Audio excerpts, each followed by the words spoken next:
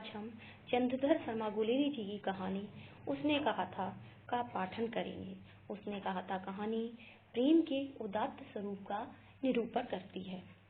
बड़े बड़े शहरों के इक्की गाड़ी वालों की जवान के कोणों से जिनकी पीठ छिल गई है और कान पक गए हैं, उनसे हमारी प्रार्थना है कि अमृतसर के बम्बू कोट वालों की बोली का मरहम लगवाएं, जबकि बड़े शहरों की चौड़ी सड़कों पर घोड़े की पीठ को चाबुक से धुनते हुए इक्के वाले कभी घोड़ी की नानी से अपना निकट यौन संबंध स्थिर करते हैं, कभी उसके गुप्त गुह अंग से डॉक्टरों को लजाने वाला परिचय दिखलाते हैं, कभी राह चलते पैदलों की आंखों के न होने पर तरस खाते हैं, कभी उनके पैरों की उंगलियों के पोरों की चीत कर अपने को ही सताया हुआ बताते हैं और संसार भर की गिलानी और छूम के अवतार बने नाक की सीध में चले जाते हैं। तब अमृतसर में उनकी बिरादरी वाले तंग चक्करदार गलियों में हर एक लड्डी वाले के लिए ठहर कर शब्द का समुंदर उमड़ा कर, बच्चों खालसा जी, हटो भाईजान, ठहरो भाईजान, आने दो लाला जी, हटो बाछा, कहते हुए सफेद फेटों, खच्चरों और बतखों, गन्ने और खेमचों और भारे वालों के जंगल में राह खेते हैं। क्या मजाल है कि जी और साहब बिना सुने किसी को हटना पड़े। यह बात नहीं है कि उनकी जीभ चलती भी नहीं है, चलती है पर मीठी छुरी की तरह महीन मार करती है। यदि कोई बुढ़िया बार बार चटौनी देने पर भी लीक से नहीं हटती तो उनकी वचनावली के ये नमूने, हट जा री जीने जोगणी, हट जा कर्मा वलिए, हट जा पुत्या प्यारी, बच जा ले लंबी वालिए। समष्टि में इसका अर्थ है कि तू जीने योग्य है, तू भाग्यों वाली है, पुत्रों की प्यारी है, लंबी उम्र तेरे सामने, तू क्यों मेरे पहिए के नीचे आना चाहती है, बच जा। ऐसे बम्बू कारट वालों के बीच में होकर एक लड़का और एक लड़की चौक की दुकान पर आ मिले। उसके बालों और इसके ढीले सुथने से जान पड़ता था कि दोनों सिख थे। वह अपने मामा के केश धोने के लिए दही लेने आया था और यह रसोई के लिए बढ़िया।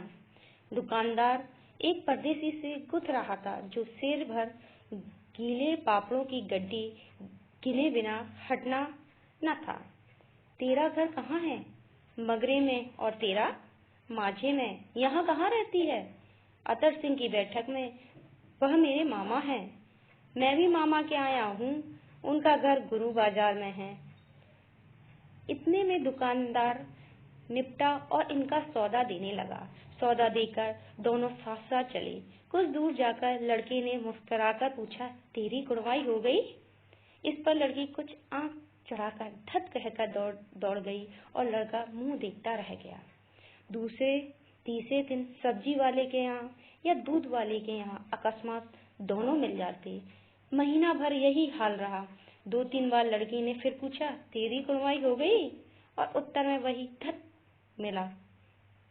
एक दिन जब फिर लड़के ने वैसी ही हंसी में चढ़ाने के लिए पूछा तो लड़की की संभावना के विरुद्ध बोली, हाँ हो गई। कब? कल। देखती नहीं ये रेशम का कड़ा हुआ शालू? लड़की भाग गई। लड़के ने घर की सीध ली। रास्ते में एक लड़के को मोरी में ढकेल दिया। एक छावड़ी वाले की दिन भर की कमाई खोई। एक कुत्ते को पत्थर मारा और गोभी वाले ठेले में दूध उड़ेल दिया। सामने नहाकर आती हुई किसी वैष्णवी से टकराकर अंधे की उपाधि प्राप्त पाई। तब कहीं घर पहुंचा। होश में आओ, कयामत आई है। लपटन साहब की वर्दी पहनकर आई है। क्या? लपटन साहब या तो मारे गए हैं या कैद हो गए हैं। उनकी वर्दी पहनकर कोई जर्मन आया है। सूबेदार ने इसका मुंह नहीं देखा, मैंने देखा है और बातें की हैं।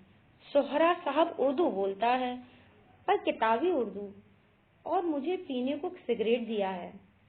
तो अब मारे गए, धोखा है। सूबेदार कीचड़ में चक्कर काटते फिरेंगे और यहाँ खाई पर धावा होगा, उधर उन पर खुले में धावा होगा। उठो, एक काम करो, पलटन में पैरों के निशान देखते देखते दौड़ जाओ। अभी वो बहुत दूर न गए होंगे। सूबेदार से कहो कि एकदम लौट आ गए। खंदक की बात झूठ है, चले जाओ, खंदक के पीछे से ही निकल जाओ, पत्ता तक न उखड़े, देर मत करो। हुकुम तो यह है कि ऐसी तैसी हुकुम की। मेरा हुकुम है? जमादार लहना सिंह, जो इस वक्त यहाँ सबसे बड़ा अफसर है, उसका हुकुम है। मैं लप्टन साहब की खबर लेता हूँ। पर यहाँ तो तुम 8 ही हो। 8 नहीं, 10 लाख। एक एक अकालिया सिख 1.25 लाख के बराबर होता है। चले जाओ। लौटकर खाई के मुहाने पर लहना सिंह दीवार से चिपक गया। उसने देखा लप्टन साहब ने जेब से बेल के बराबर 3 गोले निकाले। तीनों को जगह जगह खंदक की दीवारों में घुसेड़ दिया और तीनों में एक तार सा बांध दिया। तार के आगे सूत की गुत्थी थी, जिसे सिगड़ी के पास रखा। बाहर की तरफ जाकर एक दिया सलाई जलाकर गुत्थी रखने, बिजली की तरह दोनों हाथों से उल्टी बंदूक को उठाकर लहना सिंह ने साहब की कुहनी पर तान कर दे मारा। धमाके के साहब के हाथ दिया सलाई गिर गई। लहना सिंह ने एक कुंदा साहब की गर्दन पर मारा। साहब आंख मीन गॉड कहते हुए चित्त हो गए। लहना सिंह ने तीनों गोले बीनकर खंदक के बाहर फेंके और साहब को घसीटकर सिगड़ी के पास लिटाया। जेबों की तलाशी ली, 3-4 लिफाफे और एक डायरी निकालकर उन्हें अपनी जेब के हवाले किया। साहब की मूर्छा हटी। लहना सिंह हंसकर बोला, क्यों लप्टन साहब, मिजाज कैसा है? आज मैंने बहुत बातें सीखी हैं। यह सीखा है कि सिख सिगरेट पीते हैं। यह सीखा है कि जगाधरी के जिले में नीलगायें होती हैं और उनके 2 फुट 4 इंच के सींग होते हैं। यह सीखा है कि मुसलमान खान सामा मूर्तियों पर जल चढ़ाते हैं और लप्टन साहब खोते पर चढ़ते हैं। पर यह तो कहो, ऐसी साफ उर्दू कहाँ से सीख आए? हमारे लप्टन साहब तो बिना डैम के 5 लफ्ज भी नहीं बोला करते थे। लहना सिंह ने पतलून की जेबों की तलाशी नहीं ली। साहब ने मानो जाड़े से बचने के लिए दोनों हाथ जेबों में डाले। लहना सिंह कहता गया, चालाक तो बड़े हो, पर माझे का लहना इतने बरस लप्टन साहब के साथ रहा है, उसे चकमा देने के लिए 4 आंखें चाहिए। 3 महीने हुए, एक तुर्की मौलवी मेरे गांव में आया था। औरतों को बच्चे होने का ताजीब बांटता था और बच्चों को दवाई देता था। चौधरी के बड़ के नीचे मंजा बिछाकर हुक्का पीता रहता था और कहता था कि जर्मन वाले बड़े पंडित हैं, वेद पढ़ पढ़कर उसमें से विमान चलाने की विद्या जान गए हैं। गौ को नहीं मानते, हिंदुस्तान में आ जाएंगे तो गौ हत्या बंद कर देंगे। मंडी के बनियों का बहकाता था कि डाक खाने के रुपए निकाल लो, सरकार का राज्य जाने वाला है। डाक बाबू पोलू राम भी डर गया था। मैंने मुल्ला की दाढ़ी मूड़ दी और गांव के बाहर निकाल कर कहा कि जो गांव में अब पैर रखा तो साहब की जेब में से पिस्तौल चला और लहना की जांघ में गोली लगी। इधर लहना की हेनरी मार्टन के 2 फायरों ने साहब की कपाल क्रिया कर दी। धड़ाका सुनकर सब दौड़े। बोधा चिल्लाया, क्या? लहना सिंह ने उसे तो यह कहकर सुला दिया कि एक हटका कुत्ता आया था, मार दिया, और औरों से सब हाल कह दिया। बंदूक लेकर सब तैयार हो गए। लहना ने साड़ा फाड़ कर घाव के दोनों तरफ पट्टियां कसकर बांधी। घाव मांस में ही था, पट्टियों के कसने से लहू बंद हो गया। इतने में 70 जर्मन चिल्लाकर खाई में घुस पड़े। सिखों की बंदूकों की बाढ़ ने पहले धावे को रोका, दूसरे को रोका, पर यहाँ थे 8। लहना सिंह तक कर मार रहा था। वह खड़ा था और लेटे हुए थे, और वे 70 अपने मुर्दा भाइयों के शरीर पर चढ़कर जर्मन आगे घुस जाते थे। थोड़ी मिनटों में वे अचानक आवाज आई, वाह गुरु की फतेह, वाह गुरु दी खालसा, और धड़ाक बंदूकों के फायर जर्मनों की पीठ पर पड़ने लगे। ऐन मौके पर जर्मन 2 चक्कों के पाटों के बीच में आ गए। पीछे से सूबेदार हजारा सिंह के जवान आग बरसाते थे और सामने से लहना सिंह के साथियों के संगी चल रहे थे। पास आने पर पीछे वालों ने भी संगीत पिरोना शुरू कर दिया। एक किलकारी और अकाल सिखां दी फौज आई, वाह गुरु दी फतह, वाह गुरु दी फालसा, सत्य श्री अकाल पुरुष। और लड़ाई खत्म हो गई। 63 जर्मन या तो खेत रहते थे या करा रहे थे। सिखों में 15 के प्राण गए। सूबेदार के दाहिनी कंधे में से गोली आर पार निकल गई। लहना सिंह की पसली में एक गोली लगी। उसने घाव को खंदक की गीली मिट्टी से पूर लिया और बाकी का साफा कसकर कमरबंद की तरह लपेट लिया। किसी को खबर नहीं हुई कि लहना सिंह के दूसरा घाव भारी घाव लगा है। लड़ाई के समय चांद निकल आया था, ऐसा चांद जिसके प्रकाश से संस्कृत कवियों का दिया हुआ छही नाम सार्थक होता है। और हवा ऐसी चल रही थी जैसे कि बाणभट्ट की भाषा में दंत वीणोपदेश्चार्य कहलाती है। वजीरा सिंह कह रहा था कि कैसे मन भर फ्रांस की भूरी मेरो बीटों से चिपक रही थी जब मैं दौड़ा दौड़ा सूबेदार के पीछे गया था।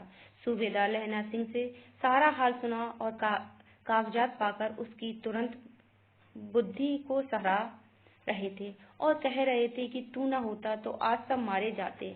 इस लड़ाई की आवाज 3 मील दाहिनी ओर की खाई वालों ने सुन ली थी। उन्होंने पीछे टेलीफोन कर दिया था। वहां से झटपट 2 डॉक्टर और 2 बीमार ढोने की गाड़ियां चली जो कोई 1.5 घंटे के अंदर अंदर आ पहुंची। फील्ड अस्पताल नजदीक था।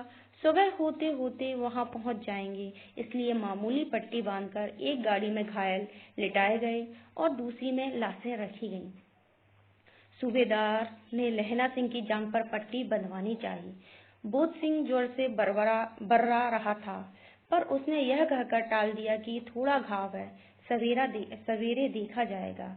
वह गाड़ी से लिपटाया गया। लहना को छोड़कर सूबेदार जाते नहीं थे। यह देख लहना ने कहा, तुम्हें बोधा की कसम है और सूबेदारनी जी की सौगंध है तो इस गाड़ी में न चले जाओ। और तुम मेरे लिए या वहां पहुंचकर गाड़ी भेज देना। और जर्मन मुर्दों के लिए भी तो गाड़ियां आती होंगी। मेरा हाल बुरा नहीं है, देखते नहीं मैं खड़ा हूँ। वजीरा सिंह मेरे पास है ही। अच्छा, पर बोधा गाड़ी पर लेट गया। भला आप भी चढ़ जाओ। सुनिए तो सूबेदारनी होरा को चिट्ठी लिखो तो मेरा मत्था टेकना लिख देना और जब घर जाओ तो कह देना मुझसे जो उन्होंने कहा वह मैंने कर दिया। गाड़ियां चल पड़ी थी। सूबेदार ने चढ़ते चढ़ते लहना का हाथ पकड़कर कहा, तूने मेरे और बोधा के प्राण बचाए हैं। लिखना कैसा, साथ ही घर चलेंगे। अपनी सूबेदारनी से तू कह देना उसने क्या कहा था। अब आप गाड़ी पर चढ़ जाओ। मैंने जो कहा वह लिख देना और कह भी देना। गाड़ी के जाते ही लहना लेट गया।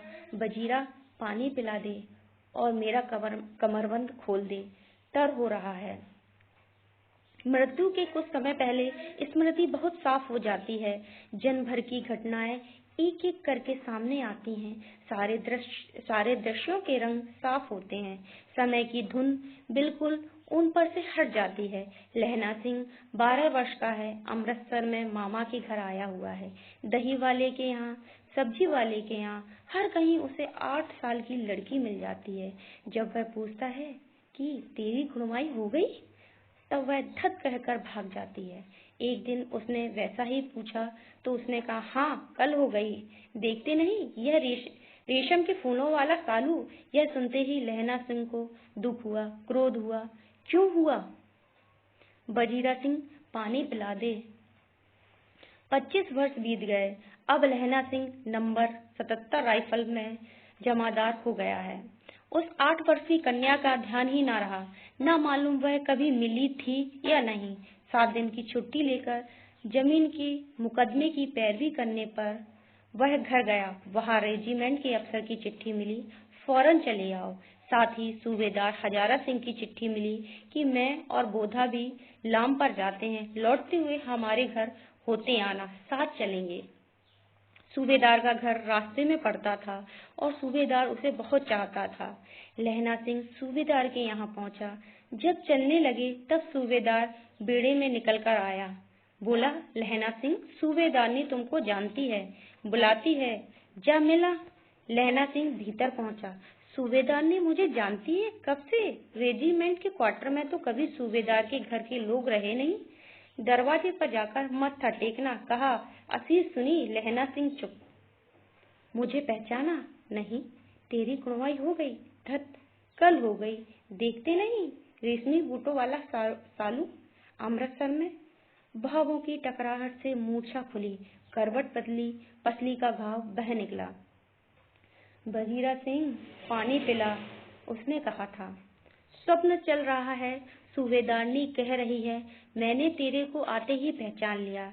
एक काम कहती हूँ, मेरे तो भाग फूट गए। सरकार ने बहादुरी का खिताब दिया है, लायलपुर में जमीन दी है। आज नमक हलाली का मौका आया है, पर सरकार ने हम तीमियों की एक घगरिया पलटन क्यों ना बना दी, जो मैं भी सूबेदार जी के साथ चली जाती। एक बेटा है, फौज में भर्ती हुए उसे 1 ही वर्ष हुआ। उसके पीछे 4 हुए, पर एक भी नहीं जिया। सूबेदारनी रोने लगी। अब दोनों जाते हैं। मेरे भाग, तुम्हें याद है, एक दिन टांगे वाले का घोड़ा दही वाले की दुकान के पास बिगड़ गया था। तुमने उस दिन मेरे प्राण बचाए थे। आप घोड़ों की लातों पर चले गए थे और मुझे उठाकर दुकान की तख्त के पास खड़ा कर दिया था। ऐसे ही इन दोनों को बचाना, यह मेरी भिक्षा है। तुम्हारे आगे मैं आंचल पसारती हूँ। रोती रोती सूबेदारनी ओबरी में चली गई। लहना सिंह भी आंसू पोंछता हुआ बाहर आया। बजीरा सिंह, पानी पिला, उसने कहा था। लहना का सिर अपनी गोद में रखे वजीरा सिंह बैठा। जब मांगता है तब पानी पिला देता है। आधे घंटे तक लहना फिर चुप रहा, फिर बोला, कौन? कीरत सिंह? वजीरा ने कुछ समझकर कहा, हाँ भैया, मुझे और ऊंचा कर ले, अपने पट पर मेरा सिर रख ले। वजीरा ने वैसे ही किया। हाँ, अब ठीक है, पानी पिला दे बस। अब के हाड़ में यह आम खूब फलेगा। चाचा भतीजा दोनों यहीं बैठकर आम खाना। जितना बड़ा तेरा भतीजा है, उतना ही बड़ा यह आम। जिस महीने उसका जन्म हुआ था, उसी महीने मैंने लगाया था। वजीरा सिंह के आंसू टप टप टपक रहे थे। कुछ दिन पीछे लोगों ने अखबार में पढ़ा, फ्रांस और बेल्जियम 67वीं सूची, मैदान में घायलों में मरा नंबर 77, सिख राइफल जमादार लहना सिंह। इस प्रकार उसने कहा था कहानी अपने नाम की सार्थकता को सिद्ध करती है कि उसने कहा था, क्या कहा था, कैसे कहा था, उसने कहा था। जी धन्यवाद।